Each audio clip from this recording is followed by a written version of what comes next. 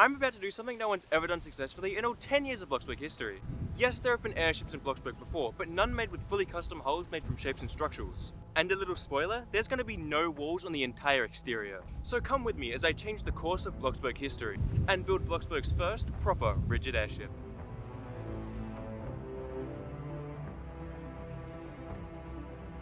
I'm not going to waste any time, we're going to get straight into the building process. I already had my plans for the Zeppelin designed on paper, but when it came to translating that to Bloxburg, I ran into some trouble. My entire idea for how to structure the exterior revolved around a single pole that was based around the curvature of the Zeppelin. My main reference for the ship's exterior was the Graf Zeppelin. Here you can see I ended up using a method where I took a screenshot of my frame and put an image of the Graf Zeppelin on top of it, and then measured the individual pixel heights of the real Zeppelin's curvature and translated that to the angles of the structurals in Bloxburg. I'm not mentally insane or anything, this is a great idea! Right? I spent the next hour meticulously placing and adjusting the structurals to be as accurate as possible to the curvature of the Graf Zeppelin. However, the nose of the airship was super important. If I got the nose shaped wrong, the entire Zeppelin would look off balanced, so I knew I needed to get it right. And to make sure I got it right, I made a grid and measured which quadrants of said grid the frame should be in, and ended up with a near perfect airship nose. Now, I knew this build was going to be really expensive, so even though I had 700,000, I ended up working for another 2 hours just to get a bit more money. After that, I spent a bit of time smoothing out all the structurals just to make it look as clean as possible. Then, I covered all my structurals with shapes so I could make it copyable. This process took me a while as the shapes kept going on a slight angle, and it took me quite some time to make sure all the beams were perfectly straight. And this was super important. If the beams aren't perfectly straight, the airship's exterior will look wonky, so I needed to ensure I was doing this perfectly. Because the entire beam was all in one part, and it stretched the entire length of the plot, it was impossible for me to move it around as it kept saying out of plot bounds. To counteract this, I split the beam into 3 sections with bow, midship and stern, and individually placed them down. I also had to recreate the exact angle of the nose on a flat base so that I could easily copy-paste it. This would save me a lot of time in the future, although it did take me half an hour to figure out exactly what that angle was.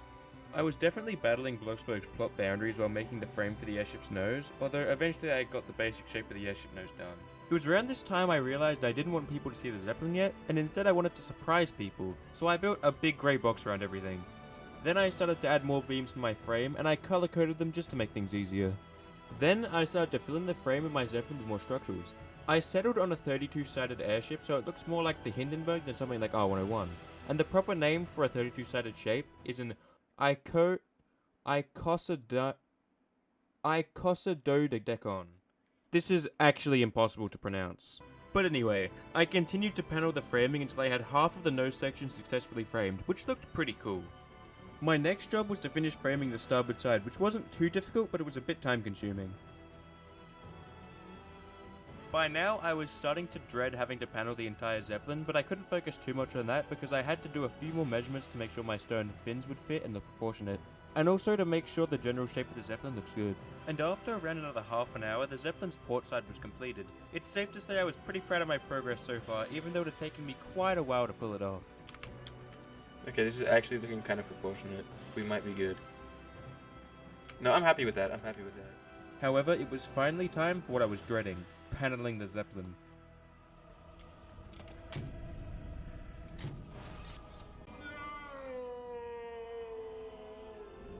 This took me so long and ended up taking like 3 days just to do the port side, so it's pretty boring to watch, so I'm just going to time-lapse a bit of it and just kind of edit out all the paneling just because of how repetitive it is.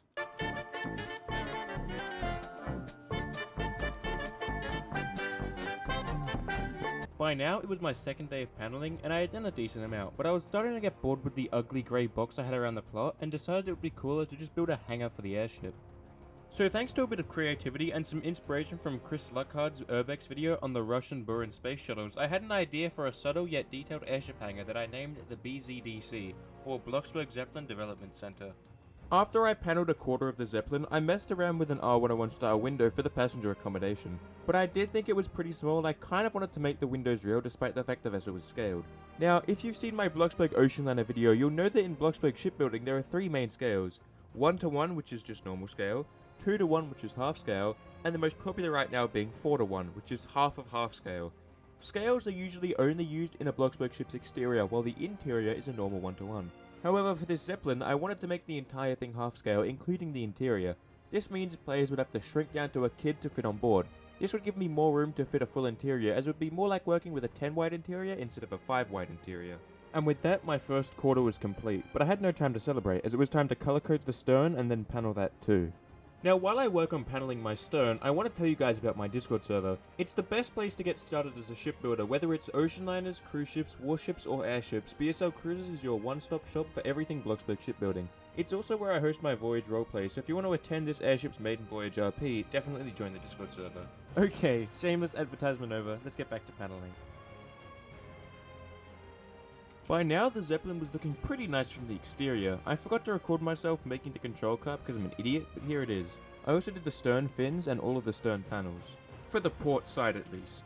Now if you look at the top of the Zeppelin, you'll notice there are some panels missing. This is because they clip inside the roof of the hangar, which makes fitting these panels absolutely hellish, as you can't hide the roof and instead you kind of have to move around inside the roof. So I decided with the port side pretty much completed, I would just delete the hangar and let the people see what I've been working on. The initial reactions from the first few people to see her were very positive, and immediately the community was hyped for the vessel's launch and reveal, similar to what happened to the TSS Pelagic when she was first revealed. Even though I had technically revealed the vessel, I only did a big event where I showed people the interiors much later down the line. But for now, I needed to focus on finishing off my portside exterior, which means it's time for the engine cars. Now, I'm fairly well renowned for my engine builds, specifically for the steam engines aboard the RMS Petrov and TSS Pelagic. But this was only my second time doing diesels, but I think it turned out pretty well. I gave them an open design so they're accessible just like they would be on a real airship. If you remember earlier in the video, I said I wanted to make the windows real instead of this small fake window thingy, so that's what I did. The window definitely looked better, although I wasn't 100% happy with it and I ended up changing it quite a bit later down the line. Although I definitely had the right idea doing a real window. Having some natural light in the lounge was a great idea, and it also gives passengers a unique view of the Bloxburg map. By now, the exterior was looking pretty nice, but also just a tad goofy from the front, as the entire starboard side is just missing. But apart from that, I'd say it's looking pretty good right now.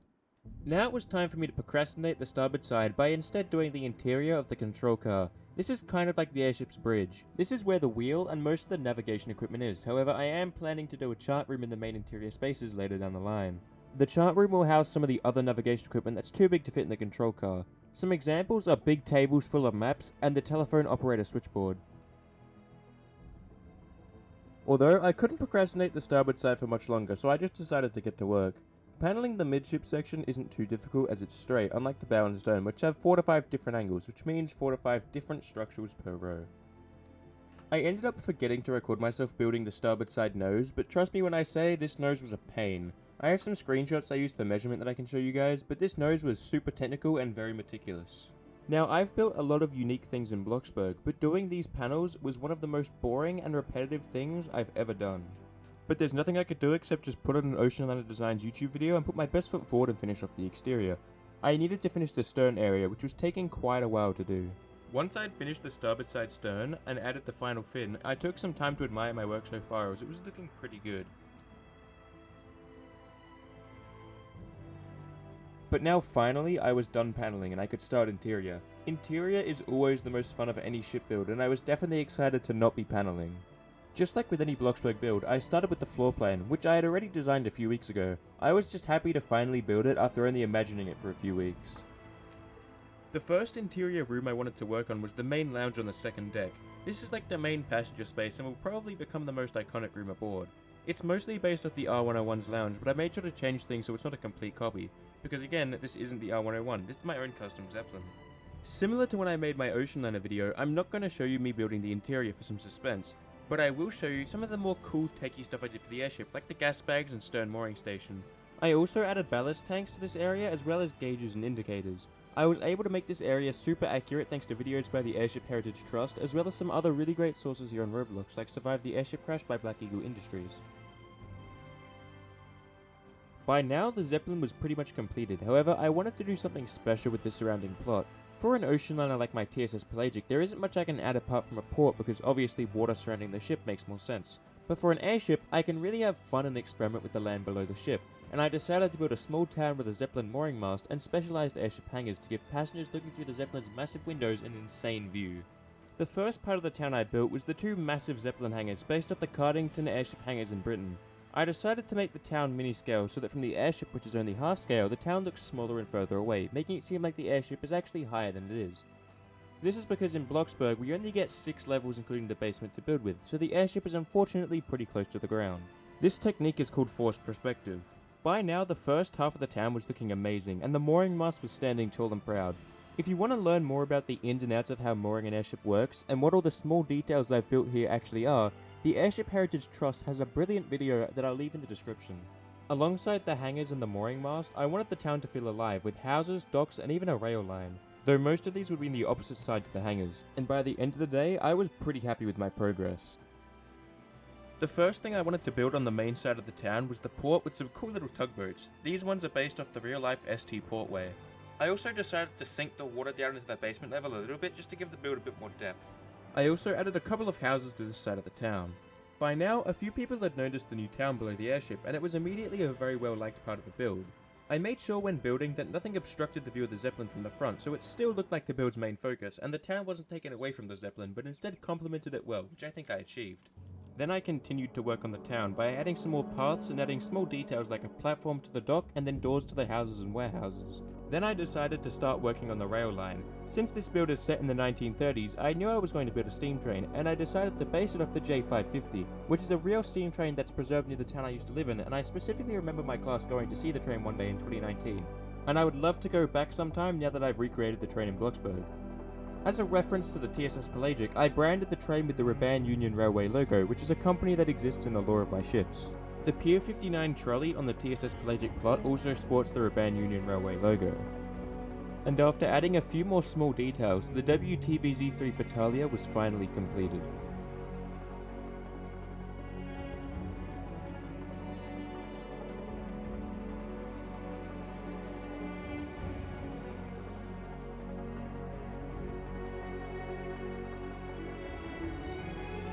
This is the first truly accurate Bloxburg airship.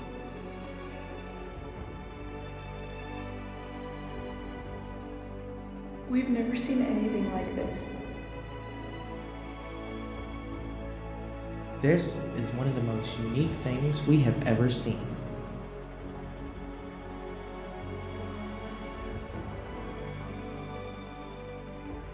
I didn't think this was even possible.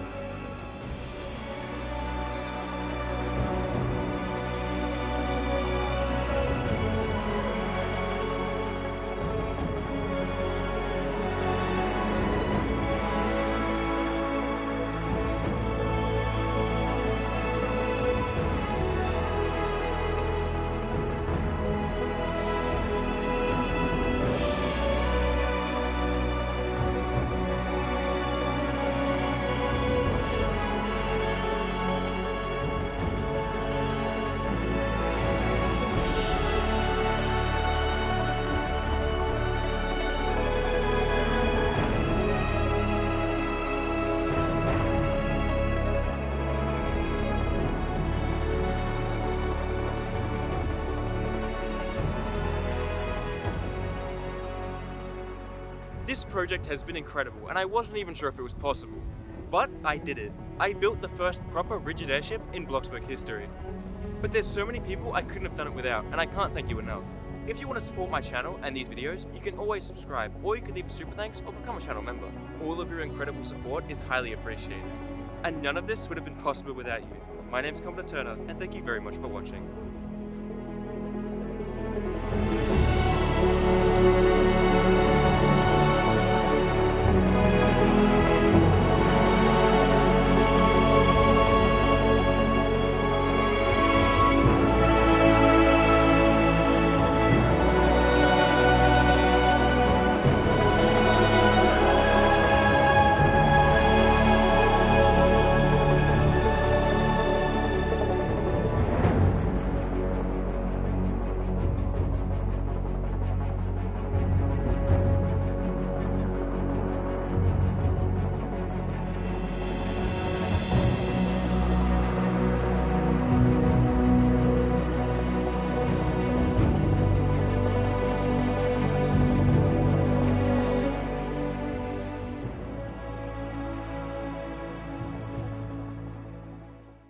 You know this is something when I have to pause Pirates of the Caribbean for this.